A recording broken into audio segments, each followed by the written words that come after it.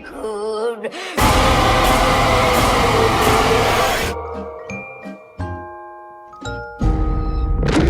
Something so cool about picking up right where we left off last episode, like seconds later. Get help! Get help! Daniel just doesn't catch a break, does he? I'll be right outside in case there are any more problems. Subtle hint of her feelings being hurt, but also frustration in the fact that this nurse also thinks Lily's crazy. What'd you say? That my glasses broke and they caught my eye, and you were only trying to help me when everyone showed up. Not sure if anyone would believe that, since Lily was still holding a chisel, which isn't really something you need when helping someone who cut their eye with their glasses, but it is the thought that counts. The police probably think I attacked her, that she's covering for me. Everyone thinks that. Brutal honesty. It's not just because she's considered Loony Lily. I mean, you see her over Marge's bloody body holding a chisel. Where else could your mind possibly go? Now we know exactly where they are and how to get to them to reduce the size of its cage. See, it's annoying because this right here is actually a smart idea. Contain it in a smaller space so it can't hurt anyone, and if you coordinate well and have someone at every pillar move the shards inward, I feel like that would work. But Francis is still an idiot with no survival instincts. How many mothers we could have spared from heartbreak. It's time to bring this Cold War to an end, Major. Hinting at his twisted aim for peace and order in America, which is why, naturally, of course, he wants to release a cosmic killer clown onto the whole country. It's stupid. It's really, really stupid, but he has, like, the slightest hint of decent intentions. It feeds at night and sleeps in the day. Pennywise toying with them so hard. He knows that they know he doesn't only feed at night, so they should immediately call BS on this, but they wouldn't, because they're taken aback by the fact that Maddie's supposedly alive. Pennywise is overconfident, but also pretty smart, and he understands human psychology weirdly well, especially with children. I mean, it's almost like he's been doing it for hundreds of thousands of years. Pennywise showing himself to one person during moments of chaos is one of my favorite things he does. Okay, and as crazy as it's going to sound, I really need you to just believe me. And perfect timing considering Leroy asks her this right after. During a demonstration for Negro voting rights. A little foreshadowing at his disdain for protest, whether it's women's rights or civil rights, since to him it quote-unquote divides America. Hi, Mr. Kirsch. It's cool that this seems like a misdirect where you're like, oh, wait, he's a nice guy, right? And then they reveal that he's actually abusive and also racist, and that he's fully deserving of his fate. Thought I'd explore the base if I gotta be stuck here. Yeah. I'm sure there's a rec center. Well, you'll see your friends again as soon as your daddy says it's safe. It's nice how much she trusts Will. She knows deep down that he's probably making an excuse to go see his friends, but she also doesn't want to force him to be cooped up in that house, so she lets him go. That's why when she finds him and Ronnie, she's not actually that mad. She was mainly looking for Ronnie anyway so that she could meet her dad at the black spot. Both have been closed off due to a reported gas main leak. Always a gas leak, isn't it? I've lost 9 already. Always the win, man. I like to think this is the reason his next plane flies into the sewers, because he's telling Pennywise about it right now. Also just realized that Rich is meeting Maddie for the first time and immediately being as kind as he can be, as always. People are either anchors or lifeboats. They drag you under, they keep you afloat. Lifeboat foreshadowing. This episode onwards, we hear Pennywise's theme so many times, and it's always a treat. Love how the light pokes through the ceiling here, but with the way that the shot's framed, it kind of spotlights the little oval where Pennywise is going to reveal his Uncle Sam for him later on. I want... Oof, that's rough. With how big drafting was during World War II and the Cold War, the era we're in right now, it makes sense that this would be most soldiers' biggest fears. Someone in my comments asked how Pennywise can be at 2 places at once for his illusions, like here where he's tormenting the soldiers in the sewers while posing as Maddie for the kids. And basically, he's a god, an eater of worlds, like he said, so he kinda just can do this stuff. Open the damn box! No! By far the coolest display of his powers, too, with the fact that he's playing Maddie, playing Uncle Sam, and infiltrating Dick's mind as his grandfather all at the same time. 2. No. Don't do that! Leave it alone! Leave it alone! No. The joy in Andrew Moody's voice as he says 3 is everything. I can't see too well in the dark. Here, take my hand. Rich being a gentleman even when he's high. Your hand is really soft. Oh, well, I borrow my mom's Noxema sometimes. No, I mean super duper soft. Like a kitty cat's belly. That's a really weird thing to say. His delivery. You know what? I'm giving him a premature 5 wins. I love this kid. Genuinely find it hilarious that you could totally say the thing that scares a man without fear is his wife. Down with the clown! Down with the clown! Woohoo! Giving Pennywise his first full appearance the shine and glow it deserves, with the god rays and everything. You're right, it's real! Ugh, Paulie's a real one for that. Saving your best friend's son.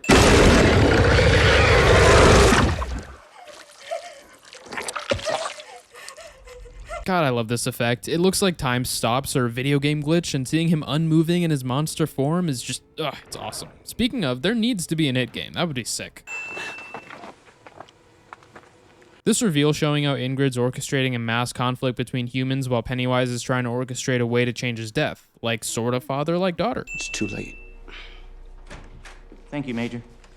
If we need any more, we'll let you know. A thing that's easy to forget is that he only lacks a fear response. The rest of his emotions are all there, and Jovan Adepo does a great job portraying that. Ooh, very Arkham Asylum. I was gonna say that this makes me excited for Muschietti's take on Batman, but he didn't direct this episode, so it's still up for debate. So I guess if your name is cursed, then ominously coming out of the shadows is just your thing. I always forget how giant he actually is, and I think he purposely changes it depending on the situation, which is a cool detail. You are not me. I know I'm not you, because I would never let my friends die. Jesus, he never deserved a slap for it, but that's still a terrible thing to say, and it shows that Will's right when he says it's gotten to your head, referring to how the trauma from Pennywise makes people aggressive. The thing is, it also seems like it got to Will in that way, which is why he said that. I'm curious why the Uris family doesn't think Grogan murdered Teddy, because they clearly think he's just missing. Makes it even more tragic for them, since it seems like they have a false hope that he's alive. You need this? More than you know. One of the very few times where they actually don't show us what he sees, honestly making it scarier. Floorboards is rotten. Weak floorboard foreshadowing. Perfect setup for the escape from the black spot. Aw, young love. William Dubois Hanlon? Oh, the full legal name's never good.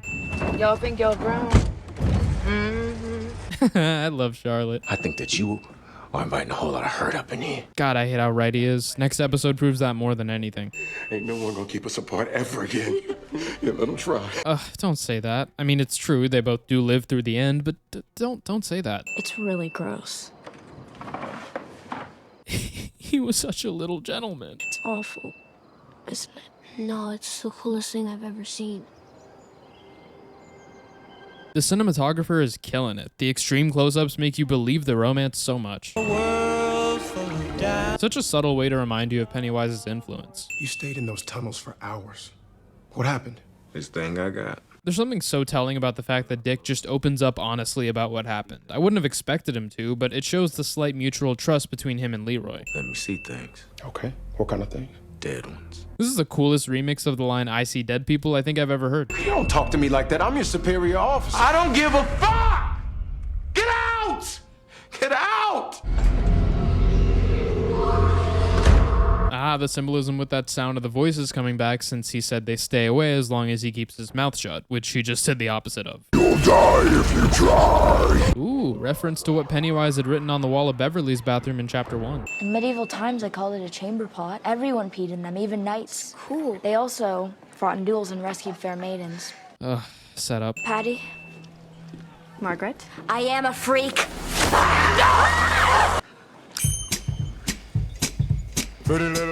Marge making me forget that I ever hated her guts, and it's always a treat to see Richie so smitten. Say a prayer she doesn't. I don't know, man. Last time I said a prayer, my dead Theo almost killed us. No prayers then. Oh, Lord. And Marge still does the sign of the cross even after they say that, which is a reference to the name of the episode title, In the Name of the Father.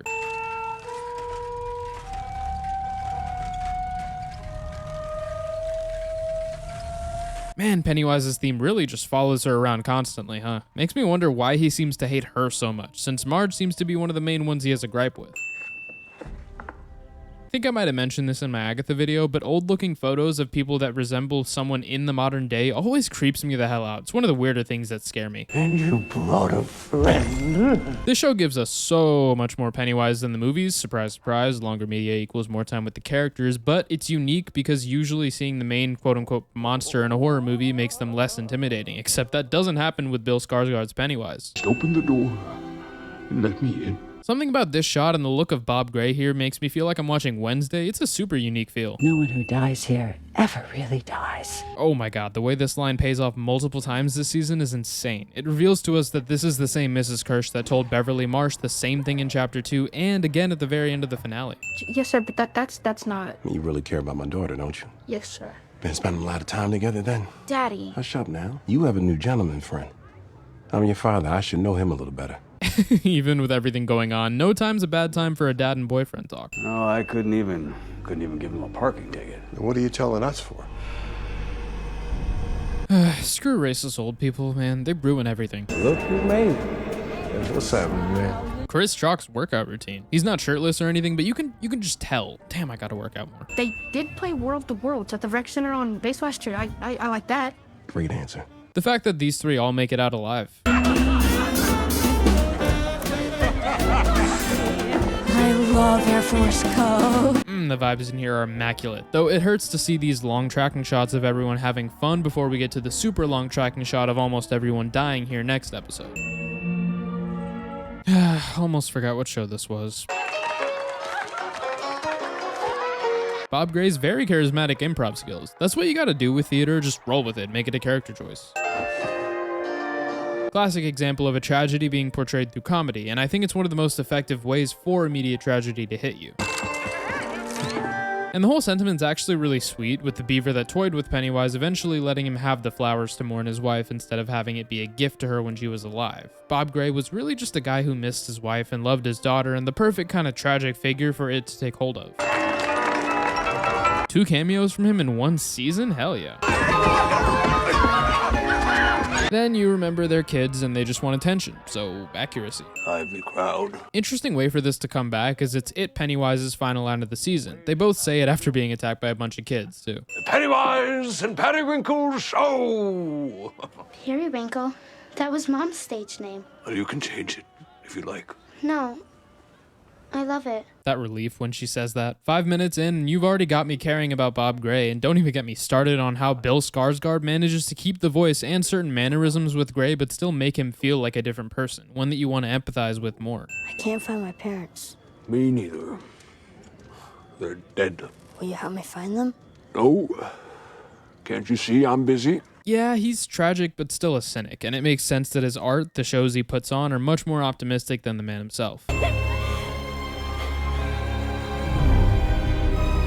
I like the blending of choices with the flashbacks to 35 and 08, where 08's shot pretty normally but with this iris out, and 35 had this black and white palette with an emphasized red. Then you won't mind if we have a quick look around. Say we do. We're not asking. Again, the fact that them being white supposedly trumps the fact that these are all military-trained men, and you know that if these were white soldiers, this conversation would go very differently. The tension in this scene is a damn nightmare in the best way, because we know the black spot incident ends up happening, but we don't know how it starts, what gets us there, and you think it's gonna start right now with this standoff, but you can't really tell. What we supposed to do with you now? You know they coming back. We got a truck out back. Get them there, sneak them out. I don't care what people say about Warner's being overdone, I genuinely think it's the best way this scene could have been experienced. The dread settling in second by second, kill by kill. I see why people don't like Warner's when there's smoke throughout the whole scene, like Daredevil Born Again, but come on now, it's a fire. Hey. Over here. First step to Dick learning how you can use his shine to help people. And just when you think that things can't get worse. I know a way out. Honestly, being murdered is technically a way out, yeah. What's the matter? Do I have face on my face? I love him. Hate him so much. She makes everything worse, but I love him. Not until I know Grogan's dead. No one's getting out of there alive. Interesting how Pennywise and these racist guys have the same weakness, which is overconfidence. It's almost like they're both monsters who prey on people. There's not enough room for... No! Ugh, Marge immediately wailing when she realizes what he's about to do. Nice. To sleep with something by the bed? Yeah. Uh-oh. We don't just pee in pots. We also protect fair maidens. And payoff. One of those moments where you just get consecutive waves upon waves of goosebumps. This whole scene. You saw me staring and you said, Take a picture, it'll last longer. You didn't say it mean or anything. I didn't even know what it meant. I remember thinking what I should have said back. I wish I could. See, it's weird because this is the moment that makes me break down crying now, but that wasn't what did it on my first watch. No, come on. Guys, wait! First mistake was expecting help and camaraderie from those guys. Karma. Brutal. Just the gnarliest thing I've ever seen. Papa, I love you. What a detail. You can see he's completely full, but he can smell her fear of abandonment as soon as she hugs him, and it's so strong that he can barely help himself. You're not him. Astute observations. Wow, you figured it out. This is where I lost it, like I had to rapidly wipe tears away. This is a melody from one of the best things I think Wallfish has ever written, and it's from It Chapter 1 where the losers hold hands for the blood oath. It's one of the most nostalgic, resonant representations of friendship in music, and it either gives me goosebumps, brings me to tears, or both anytime I hear it. This time was both. I also tend to forget that Rich was Will's first friend in Derry too, so it hits him the hardest next to Marge. I'm so grateful that only one of them dies too, not just for my own mental health, but also just that it hits so much harder, especially after seeing how bluntly our first group died.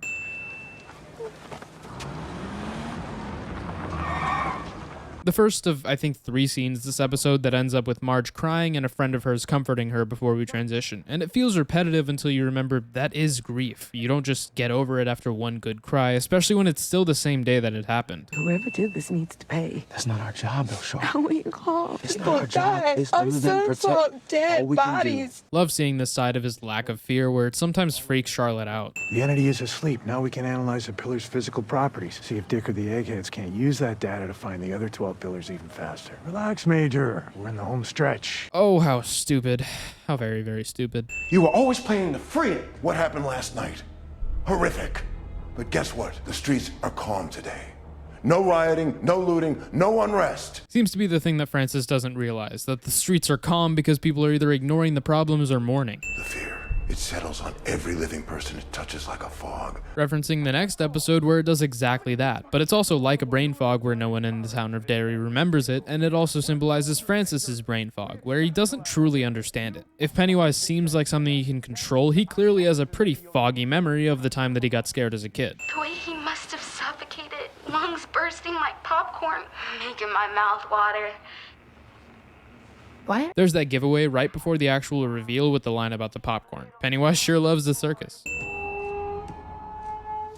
You can tell how much fun it has playing Pennywise, because like no one's watching him do this, he just genuinely enjoys it. I remember being in utter shock, like seriously, all of these kids? You're full, bro, go to sleep. But no, Pennywise is a glutton. He was saying, "Kiss me, fat boy," in It Chapter 2, but he is the fat boy.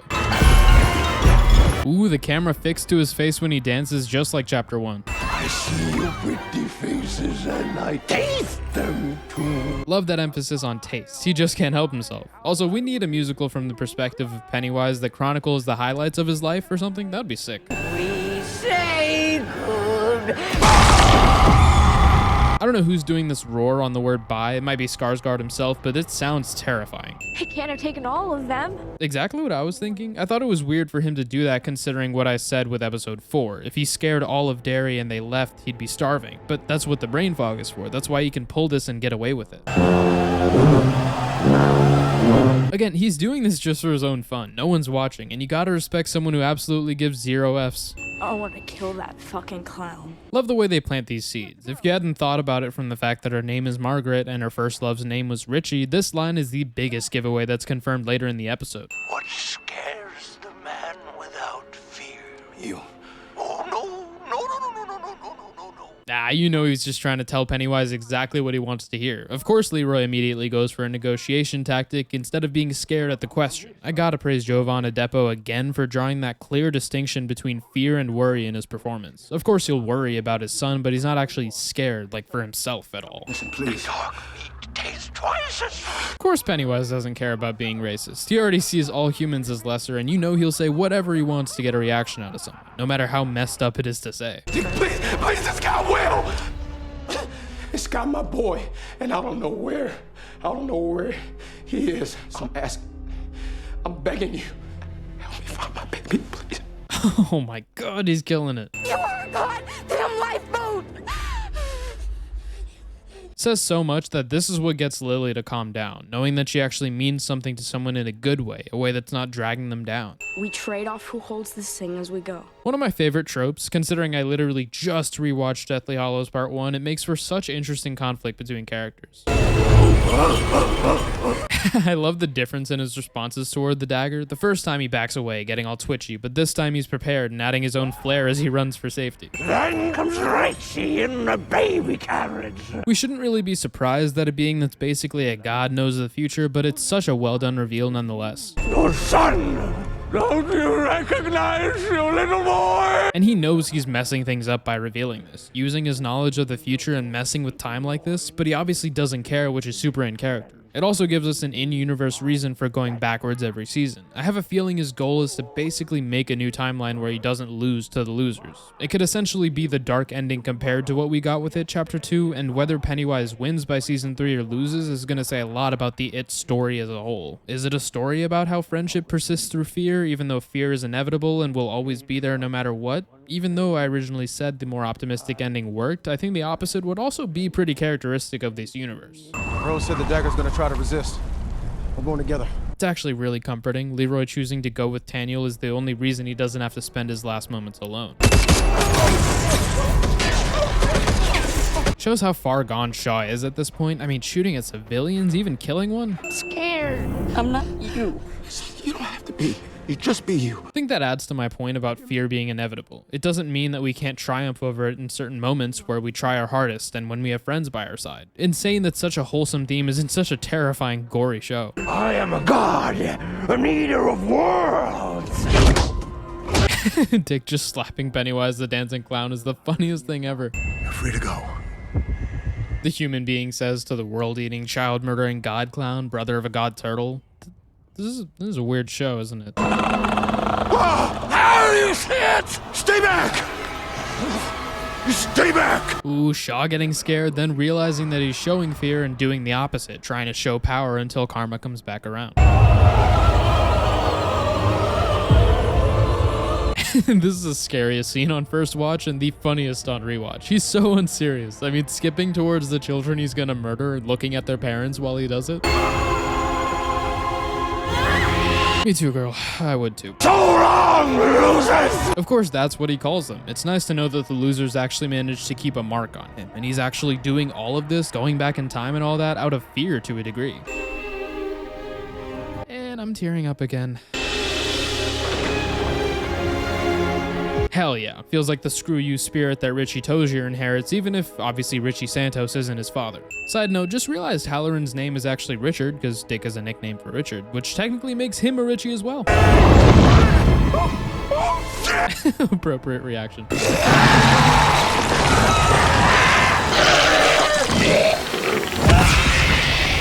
Love that his skins are peeling back as if he's shedding his layers, and the fact that his final one makes it look like Pennywise is crying like a baby is a bonus. Lively crowd. Callback, but when I first saw it, I thought the shedding skins might have been some last-ditch effort to scare them all again before it left, and when they don't react in a scared manner, he says lively crowd sarcastically as a response. We don't know Daniel well enough for this moment to hit as hard as it could have, but crying mother figures just hurt. Maybe worth dying for, too. If that doesn't warm your heart. The hand you feel on your shoulders. Your boy's dear. He always will be. How are you gonna make me cry 3 times for the same kid? Come on now. Who are you, sir? I'm still working on that. Shine Man? Mr. Shine? Shiner? Come on, there's gotta be a valid superhero name for him, right? Either way, it's nice to see him learn that he can use his shine to help give people closure. Of course, Leroy can still feel his presence even when he doesn't shine. He's just a badass. Well, listen, if you run into any trouble out there, you know you can call. I think I'll manage. I mean, how much trouble can a hotel be? Okay, whichever writer wrote this line, you're mean. That was a dick move. Get it? Cause his name. You know what they say about Derry. Once you leave, you forget. Making me realize there's a lot of things people say about Derry. I don't need to touch no sheep. You grew up on the farm. Leave me alone, Mr. Hanlon. I love these two. This also adds a whole other layer to Leroy's lessons to his grandson Mike in It Chapter 1. I'd imagine since they didn't live that far from Derry, he'd probably remembered the 27 years thing, and that by It Chapter 1, the next feeding cycle was coming. You know what they say about Derry. No one who dies here ever really dies. Ooh, elevating that scene between Bev and Kirsch in Chapter 2. One of my favorite things that prequels do is making the past work even better. I really like the It movies, but as someone who doesn't really read anymore, I didn't get the chance to fully fall in love with this universe or anything. But this show actually makes me want to read the book. I still probably won't have the time to, but the fact that it makes me want to is definitely a win. And in terms of writing, plot, performances some of the time, I do think that I prefer the show to the movies. All the subplots make things hit harder on multiple different levels, and the time we get with everyone, since it's a TV show, it adds so much, especially with being able to experience more of Bill Skarsgård's Pennywise. That being said, I'm probably never gonna fall in love with any of the show's characters as much as I love the Losers Club, but I did get really close. What'd you guys think of it? Welcome to Derry Season 1. Let me know in the comments. Thank you patrons and channel members for the support, and thanks to every one of you for watching. As always, you guys are an absolute win, and I'll see you soon.